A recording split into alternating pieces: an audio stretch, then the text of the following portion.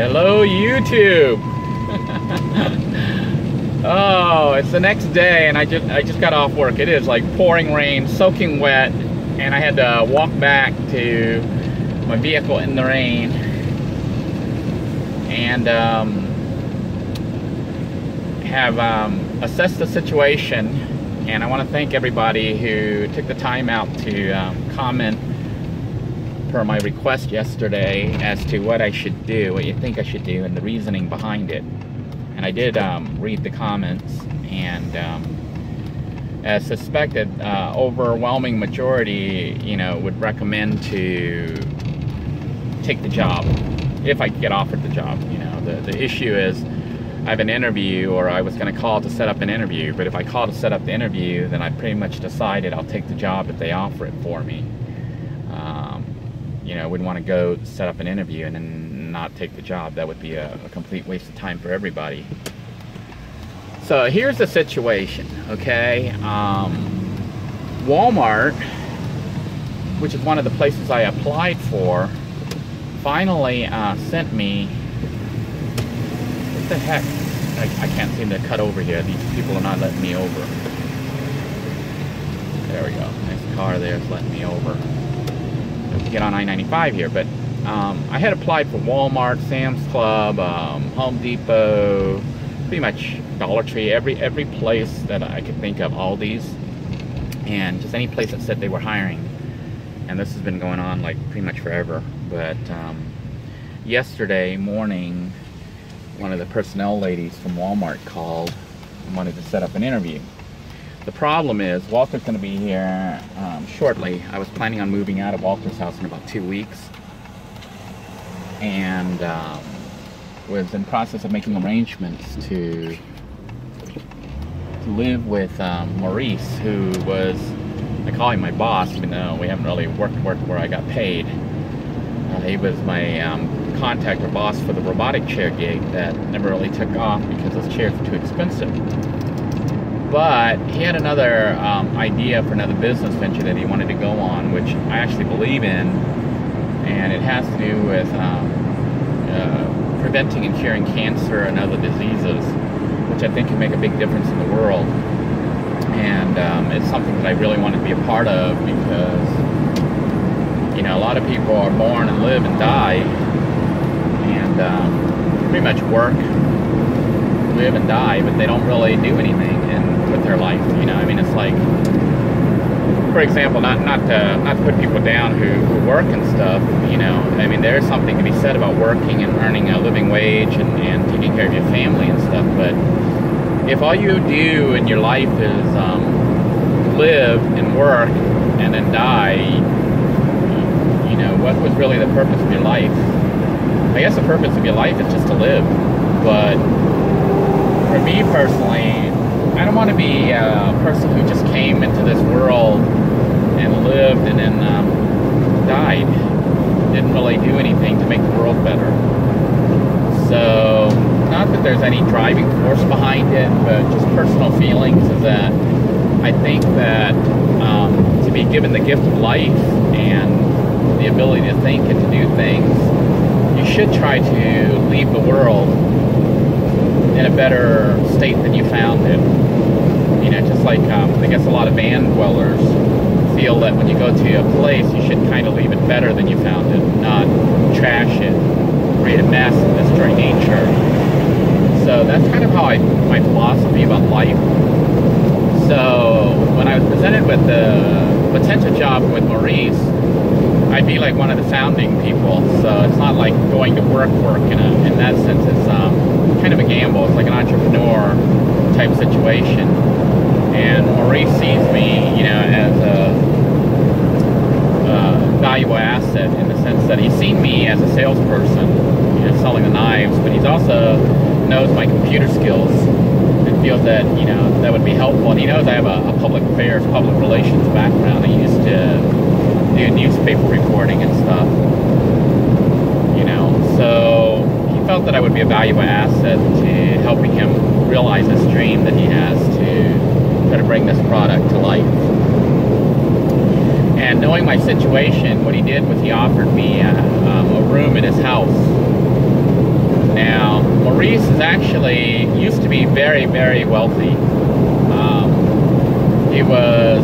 He's got a lot of experience with marketing and things like that, and he lives in a gated community down in Boca Raton. His house is very nice. Right now he's staying in a rental, but it's very nice. And you know, he's not a man who doesn't know what he's talking about. I mean, even though he's retired right now and living off his pension, he's still striving to do something good for the world, to try to make a difference, you know, to try to leave the world better. Maurice is older than I am, so, you know, we were both kind of racing against time. I think anyone who's really been paying attention to this channel may realize one of the biggest factors, driving forces behind my actions that don't seem to make sense have to do with time. The fact that we really don't know how much time we have in this world. You know, anything can happen at any moment that could suddenly end our life or change circumstances. I mean, that's how I ended up in this situation as a homeless vet, when I had, you know, planned my whole life to the point where I had the house almost paid off, had an RV ready to go and everything, and in one fell swoop everything went away.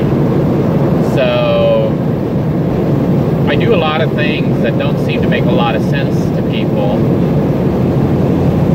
other than people who know the significance of time and how, you know, they say tomorrow is never promised.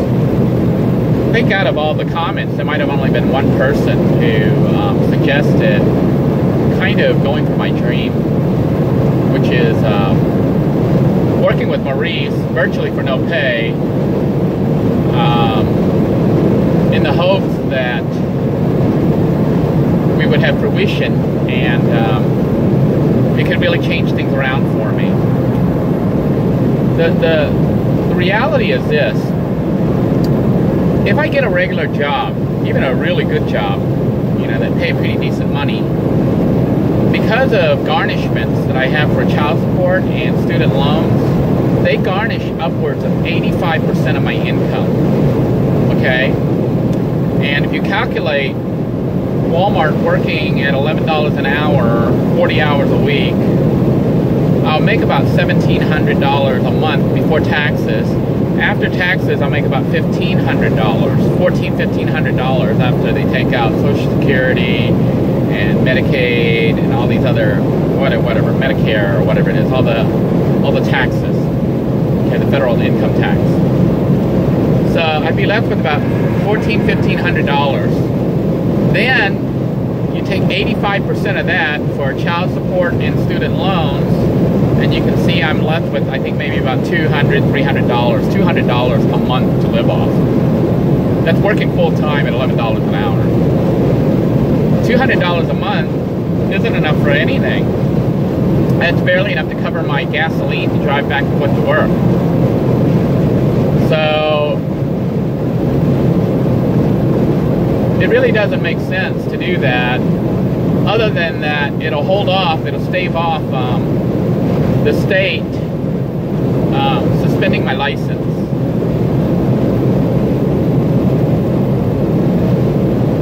Now, if I move down to live with Maurice, I'm taking a really big gamble, but Maurice and I had talked about me getting a job down there, like even maybe at Walmart or whatever, trying to get a job down there.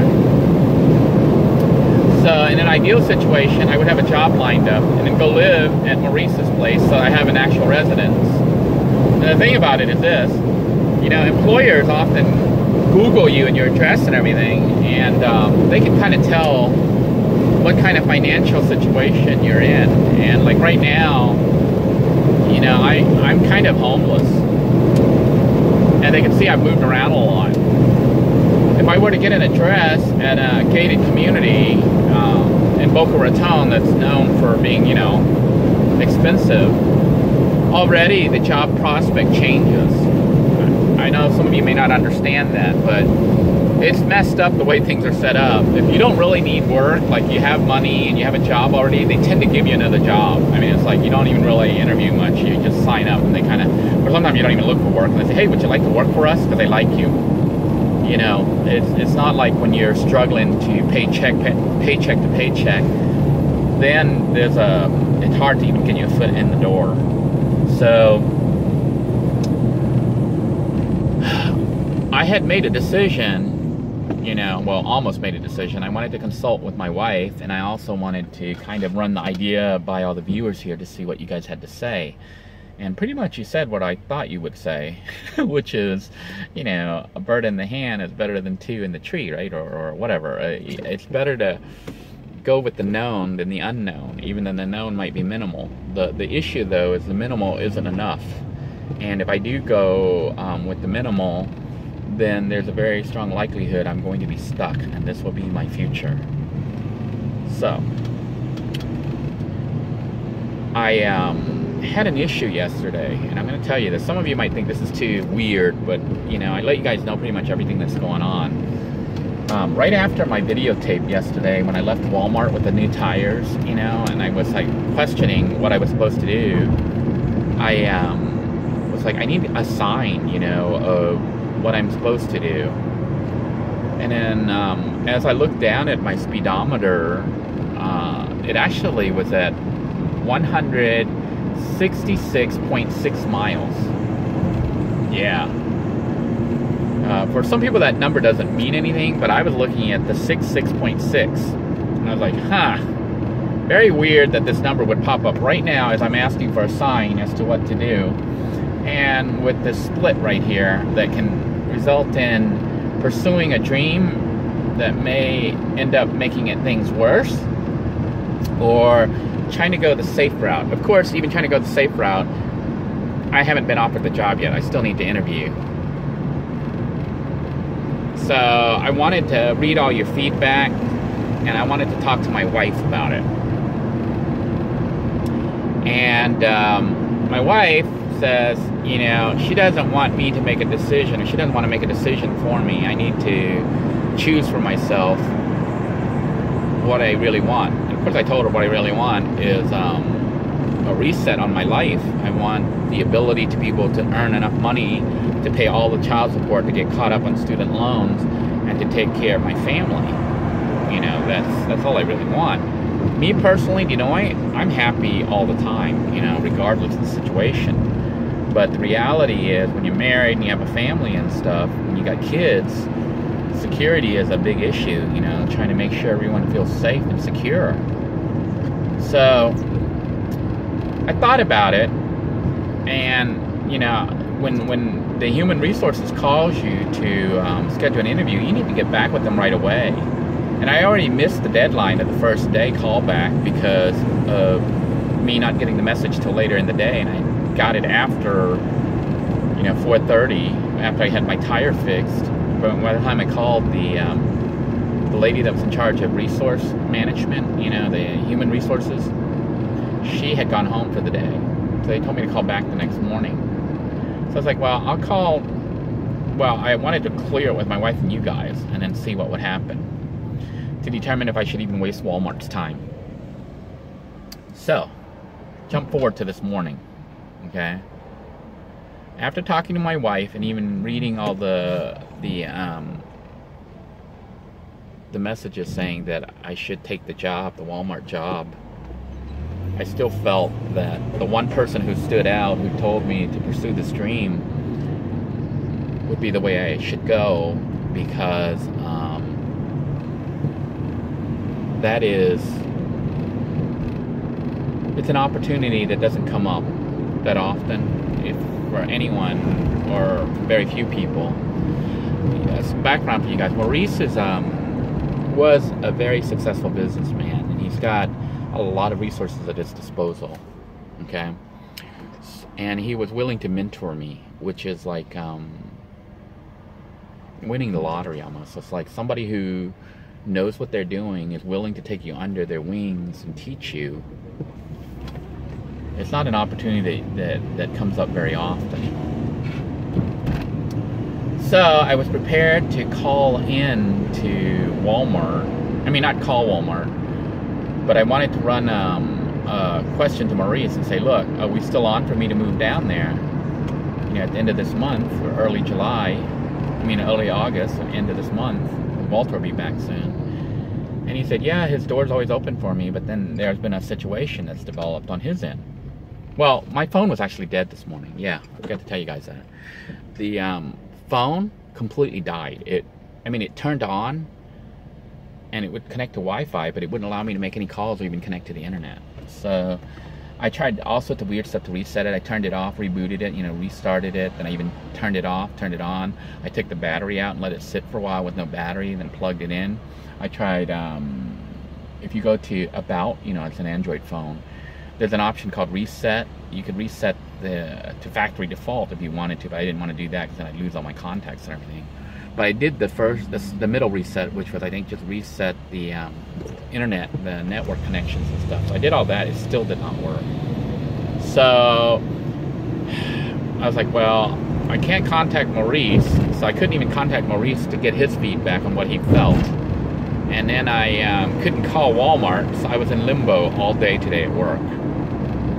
Then at lunch, I went, you know, to eat lunch real quick and decided to try one more time with the phone, and noticed one of the options said Wi-Fi calling. And it was, for some reason, clicked on, so I went ahead and clicked that off. And sure enough, as soon as I clicked it off, the 4G thing lit up again, and it said it made connections. I was like, wow. So at that point, I texted Maurice to see what he said, and that's when he texted me back and said his daughter, he's got like a 17-year-old daughter, has moved back in with him, you know, instead of with her mother. He's in a divorce also, and so he wants, you know, he said, my door's still open, but of course this throws in a complication because his daughter's now living there, and he wants, you know, her to be comfortable. And obviously I'm not going to get too much detail about, you know, personal matters with people, other people than even my own, and even then, you know, there's still some privacy there other than my own situation. I don't want to bring other people in. But long story short, Maurice still wants me down there, but after getting that text from him, I'm like, well, I don't really want to interfere with his relationship with his daughter, because they've been struggling to connect, you know, like father and son. And Maurice himself is actually, like I say, quite a bit older than I am, so time for him is of essence. Time with his daughter is of essence. So based on that, and also the advice everyone gave, because I know you all gave me advice from your heart, you know, I can tell by how passionate you were, and the level of the comments, how much time and thought you put into it, and how much you care about me. I decided to go ahead and call the human resources at Walmart. And that means I've made a decision then to at least interview with Walmart to see, you know, if they'll even want me. But as someone else suggested, you know, usually when you get to the interview stage at Walmart, they've already narrowed you down, because I worked at Walmart previously. Once you get to the interview stage, unless you're really, really bad, there's a very strong likelihood they've already decided they'll hire you if you'll take the job. So, you know, if they like you, if the manager likes you. So I set up an interview for tomorrow. So that means if they tell me that I can work at Walmart, then I'm going to go ahead and make a decision right now to work at Walmart. And that means the stuff with me and Maurice is going to have to stay part-time on a long-distance basis, which kind of hurts the chance of success, because we're trying to do something really big. I mean, it's global. And when one of the partners is not able to be there, you know, I wouldn't be surprised if Maurice went with somebody else, because he needs somebody full-time working on it. And I would have been, or not full-time, but able to work on it pretty much every day, you know, for hours, at least, you know, several hours, if not every, you know, full-time working on it because this is a big event. So I kind of locked that option out. I am going to continue to work with Maurice remote and see if I can't help him with what I can help him with. But, you know, he's all the way down in South Florida, and I'm up here in Central Florida, East Coast. And I'll be working full-time if I get the job at Walmart. But I interview tomorrow, and I'll let you guys know how it turns out. In the meantime, I want you, well, I don't want you to, but I do ask you to please, if you can, you know, send kind thoughts and prayers this way that the interview goes well and that they end up hiring me. That will give me somewhat of a stability, except of course, you know, Walter is still coming back and I will lose the house. So it looks like I'll be living in the van again, which I guess for viewers of this channel it's really good news, but for me it's like, well, you know, they're gonna garnish about 85% of my income, so I will have $200 roughly each month left over that I will be using to pay for gasoline and food. You know, obviously, I don't know if you guys know, I'm not on food stamps or anything like that, and you know, with the job, even for food stamps, they calculate how much you get paid, not after all the deductions, not after they deduct child support and everything, so I wouldn't even qualify. But I don't really want food stamps or anything like that. I'm not on really any government assistance other than the VA medical, you know, which the police kind of stuck me into that situation where they said that if I didn't report into the VA, they were going to haul me off and impound my car, my van at the time. So I kind of had to do it, which is how I ended up with VA services, because the VA actually helps vets who are in a homeless type situation. And I'm still classified as homeless because obviously, as you can see, even though I had a home for a while, it's not really a home. And that's what the situation has been. I was kind of hoping that if I went down with Maurice and I could get a job at Walmart or something, and that would help me continue with child support. And meanwhile, if the stuff actually took off with Maurice, I would end up with the ability to actually bail myself out of the situation and pay off all the arrears, deal with child support, deal with student loans and all this, and then actually reset and have some normalcy instead of this constant day-to-day struggle just trying to survive day-to-day. So with the Walmart situation, if I get hired, it's going to be good in that I will have steady work again, but kind of bad in the sense that probably 85% of my income will go to child support and student loans. And I'll be in the van on $200 trying to survive, which, you know, isn't the most ideal, but hey, we did this before, you know, without a job. So if you guys, you know, I've been here since things kind of went down, and you know, when I first started, I didn't even have a job lined up, you know, until I got with Spherian and so were other companies and stuff. But we went through this before, except I wasn't married at the time. So I really don't know what's going to happen. I guess the first step is the interview, and we'll see if Walmart wants me back, because she mentioned that she knew that I worked at Walmart before. And in a way that could be good, in a way that could be bad. The fact that they want to interview me again may mean that they forgive me, because previously when I was working at Walmart, they treated me so nice because I think they wanted me to move up. You know, well, if you've ever worked at Walmart and stuff, you know, they don't treat everyone the same. They look at your background and your earnings, your previous earnings, and how well you do on their testing. They have this test that you take. You have to master all the tests of all the different things and how you score and stuff, and they track that in your personnel file. Well, I was on track at the time because I thought that I had left teaching permanently, and I was going to become a Walmart employee for the rest of my life, in the sense that I was planning it as a second career. I was looking at potentially becoming a you know, assistant store manager, and then maybe a store manager if it worked out. So I had my heart and soul into Walmart, and I was studying and doing all that stuff, and they liked me. You know, they always treated me really nice. Even though I was working and I was a lowly peon stalker, you know, night shift stalker, overnight grocery stalker, they treated me very nice. So Then suddenly my coworkers from the school board, the school, they saw me and they're like, "What are you doing here, Denoy?" Because they saw me stalking, and honestly, I was, highly respected as a teacher in Brevard County prior to all the things going bad.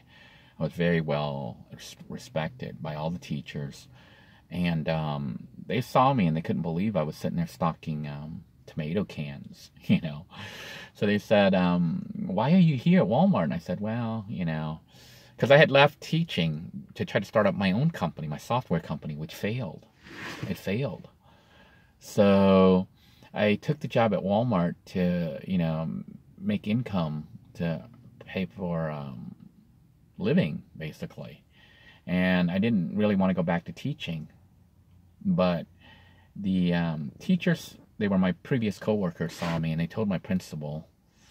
And then she called me personally and said, "Denoy, why don't you come help me?" And I think they made up a job for me. Like, they made a job for a math specialist, which I'm not even a math specialist, but I mean, I'm okay with math. But they ended up having me come teach, the school there, all the kids. It was an F-rated school to get it. We got it all the way up to an A, before everything fell apart for me. But I managed to help them bring it up from an F to an A. But long story short, they pulled me there and made a position up for the math specialist, math expert is what they called me. And I taught the teachers as well as the students math at that school to help get the scores up on FCAT. But I'm rambling at this point. I'm going to go ahead and sign off for now. I'm going to ask you all to please pray for me tomorrow. I am going to upload this video right now so that you'll see it and can know what's happened and that your input did make a difference. I have decided to go for it and try to get the Walmart job. Hopefully they'll want me back. And if that's the case, then my plan is actually to try to stay with Walmart. And I'll keep working with Maurice on the side, but I suspect Maurice will let me go because I wouldn't blame him. This is a very big event that he's trying to do, and it's something that would change the world. So it makes me a little bit sad to let go of that dream. But, I trust that God is laying baby steps for me and that everything is going exactly as it should. So prayers that this is truly the next step for me and what God intended for my life. And I appreciate you all for your compassion and your kindness that you've shown in the previous video. Until next time, everyone, take care. God bless you all. Have a great day.